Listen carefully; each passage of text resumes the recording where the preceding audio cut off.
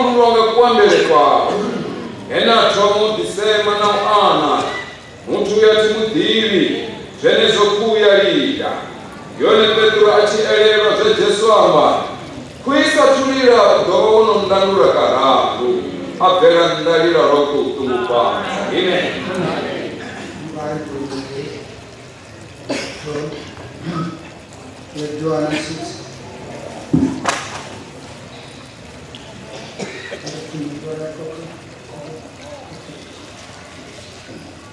John 6 from verse 15. Mushango buva ukadulu ule mshwabula asichafa nine ushwabuchirako buva ukadulu arali mutwala ushabu udochira choke unokusha unenela domuneya imubiri wanga unenda unegeza urishango lichire Vajudava vanga chavo vaya mutu uyu angarine hani mubiri wawe raula Jesu amba na uhani gongo ndiani buuza aralina sala mubiri wa muhamutu nano maropa awe ngasive na kuchiro kainwi alao mubiri wanga ana maropa anga una kuchiro usapeli unone mdomu fusanga duwala upele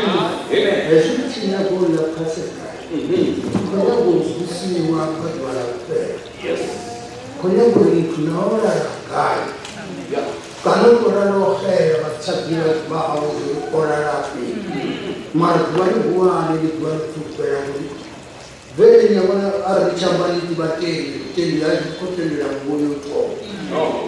Urumusi chisiwa matini bakare bahari. Nande jene kai. Ningazo chitendo la paseke donga ndirayo baba.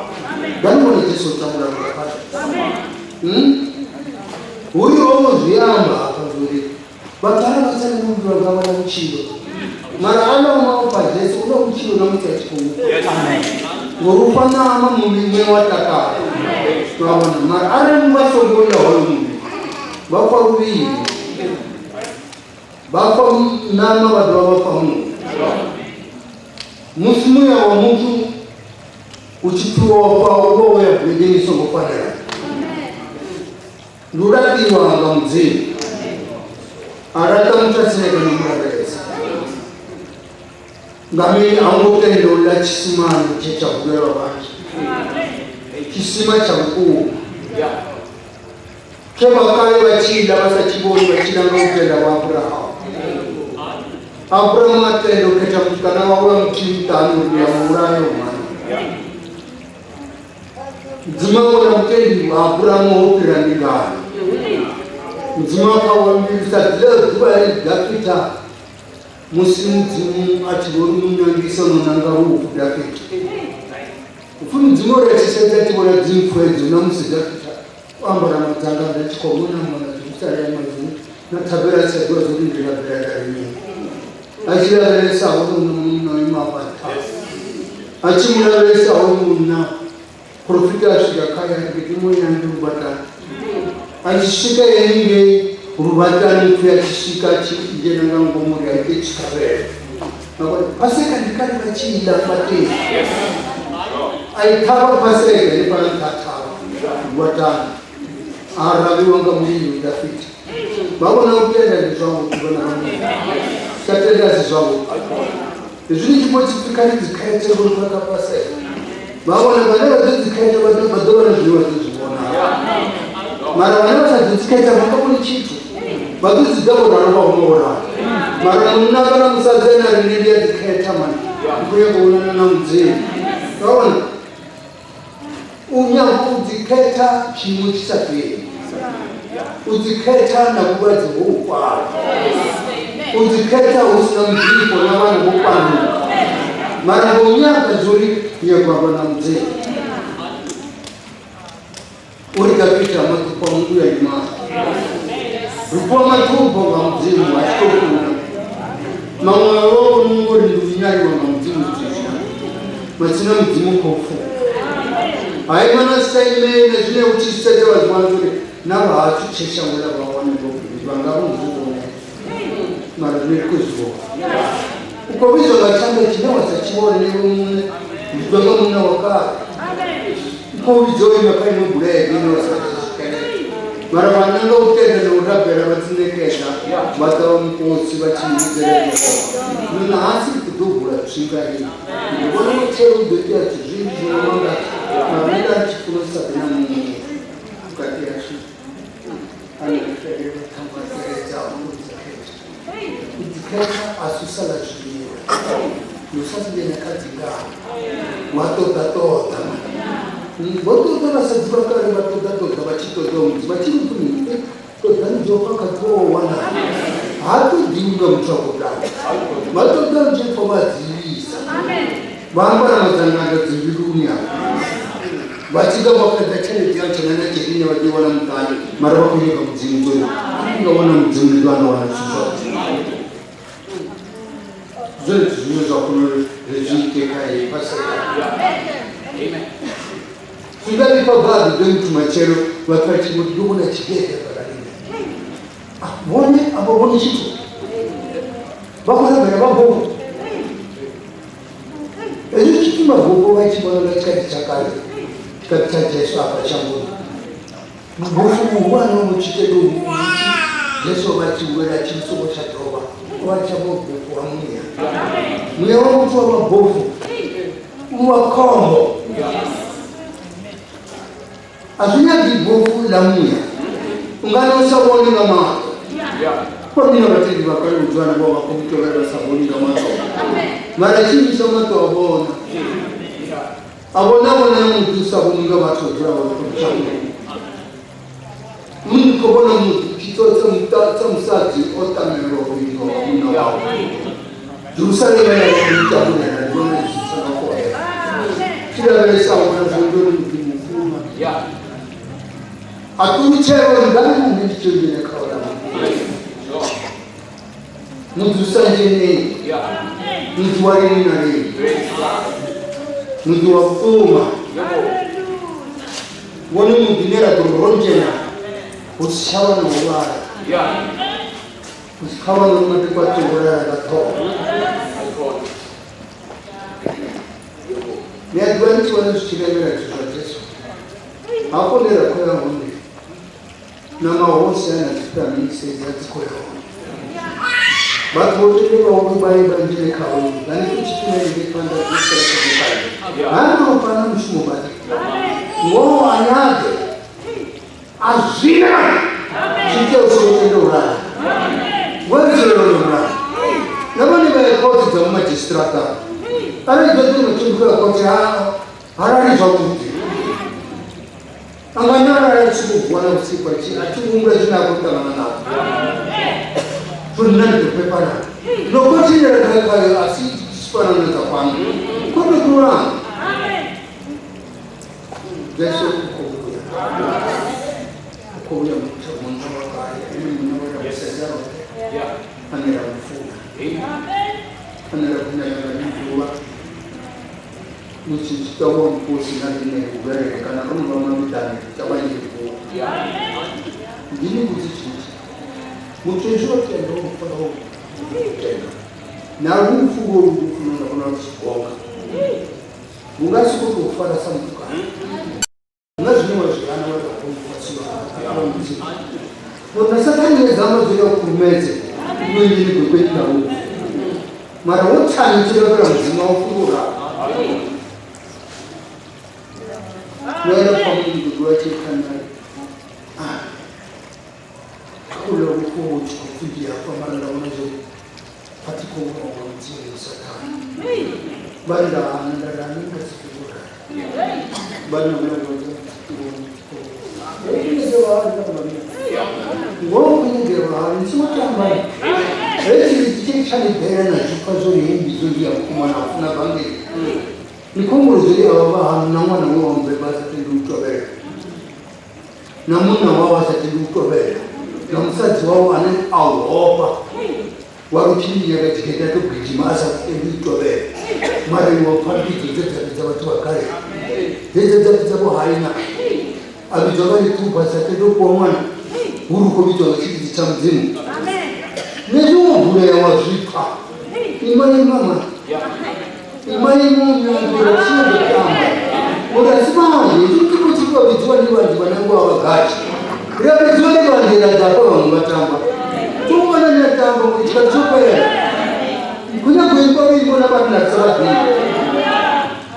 biri muba Jerusalem ayo mtu akishika wanashika hapana ni mnachelewa wewe maana baada muda kuisha mshahara matupo mara kule na covid wana habia kuna Yesu wewe bwana watende na Yesu abangafi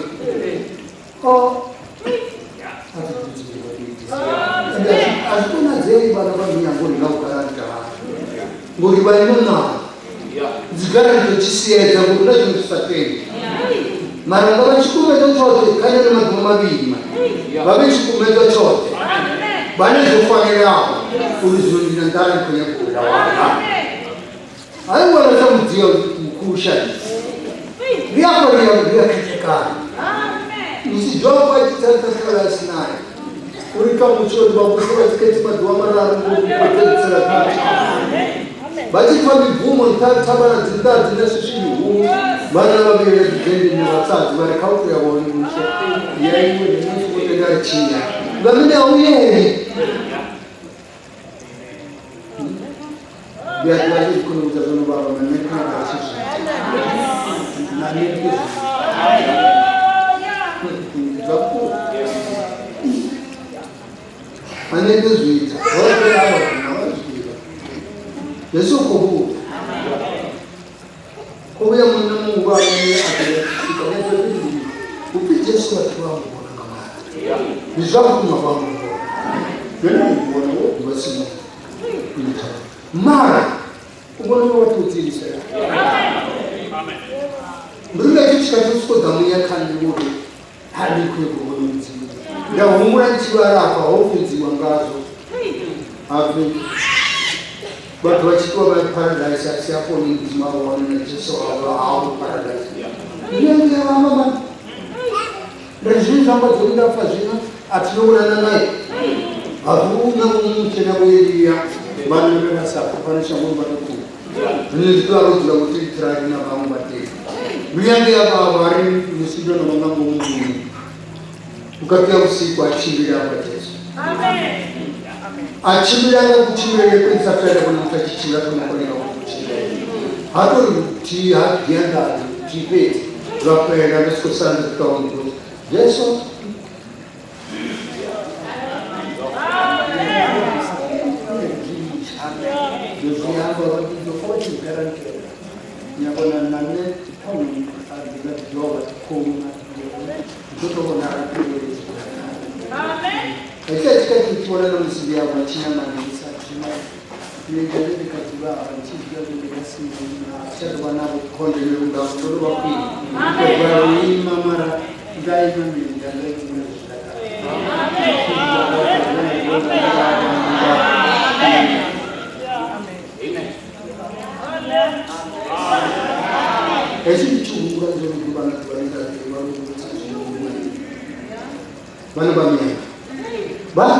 basa wanaleka kichwa ndogo ni baya ho ngwa anaweza kuangalia kichwa katika kilima cha hapa baba ndogo ni baya ho usia mudini na mwana ndogo wasichase ndio wafara nikiwa hanena zile bado mtego pele yao bado sio kama wado sawa badali ndio tuse tanga hapa na ngapa atakuwa na wale watu bahoweza mbona zipiki sana wao sasa grika madele bali mbona msara kangu kwa tuneta wao mbona hizo wewe kuteo hizo sura ya hapa kwa bibi watu domona mona basa bibi mara ozika bitanzi ya wewe kimba zuru kwenye ndio bado batanzi kama mwana yote wakitoka na mwana mwachi wa kama lito la mwili nzuri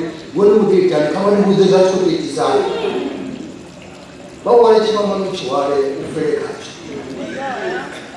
utendo chinyalero na kuchinyalero haro chififa ifera tabiru ndio nilikusia wale mtu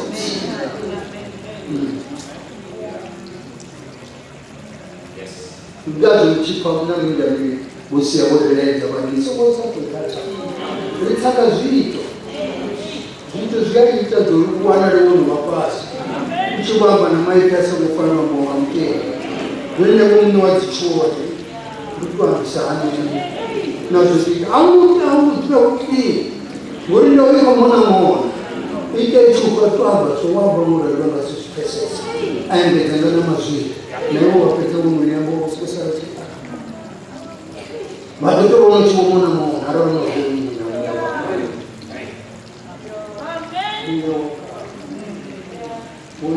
Yawo unoda kufunza ushaka ushaka benari ushaka ndamana zvashamu zvapera ropera vana vangu vana vavo vachimba chichimbira wana zvinofanira mara zvovapera nasi asati vavakaripesha kuno usoro udokononga vakara hari vane vaurera vavanozovigwa vamwe vachira zvite izvi ukavatorari vakaurera maragoro mutuni muhari maratira kaureti murimba vivavo tiremangavilete varavera gantinyakavungia chikudaperengemuka nakwaye kubatamgeravera agiravera kukumbera kwerudziwo rumucherutuse uruchemwanda wayaumipesesa urudiwane kokovera ngare vanhu vaichira zvichirari chizviwa zviri atichagara kure vamwe yavana ichiramo chatenda nguva rekanareka tikakadzipirisi atikanaka zvimwe zvitu zvinorasa zviri tinorovera mweya wavo kaina matua matukutuku nevatuchiranga kwamureve vereorindiro zorina vakumakare vana vakumwamuviri vavo vati vamunamwezi vandaraenda kuona netiyakuona mudua kwajerusarema marunda kuona shango limwe risati izoriwesara nanatsidasiyana azviambei timbozviona kuzvikuona mara zvambei ngori vapetiwa kuti mangoya ngori vavichikonzera ronorovera nei kuri kukoterera kari veri divani profesa chai ine nakari kokonderera we tenda vachikofa chai unazvi zvitu munotamutamira vakaiwa tamutamisa rinoshango wabona chitini chadzoita vana uchogwadha mwari wevari hadiya kunotamani mutu watekunirati ngori mwenyakaya angoni yatofuna vanhu ngavechita manga ndetatuziya vanhu vamangara vatisvika umatiraro vachisvika vamuona oijesu marino wotsomana mutangano aunazvovaona ngazvinotipa nechikati chakare musengura vachivera rusoko vana mudzarana nakumoka munhu vanokuona uri musengura voveva vaendikala dzibani urege uchipika nepigaja uchitotuvaroi zvinorongwa usiku romokupisesa vagenda gouni vachipisira minajiganda hagoo vaegera vanofa mutakuuka votomukaitakaire shangu zoriyanikaramuna achisvikawo musati echigwada mapa achikoko vachipara mirenje yavo naringakuva zvavogure asi ngoveyakuyawa but sister utini adura pasi vomukadzi oyo ova mutengi atitofa mutengi operera vamuchungadza yekosi zvinoonekwa kubona mutuwari avakunyagorisa wachingositawo mukusi namanya mfumo zvinoenda kushumo muya baro ine mabhiya vatu hayana vatu vaichiva chichivisana chigana mevakokurana marona mutsani abhaso kuvachigana ene mutuwarininageimupatawo asaiva midhani anene tangwa dzimufunguyo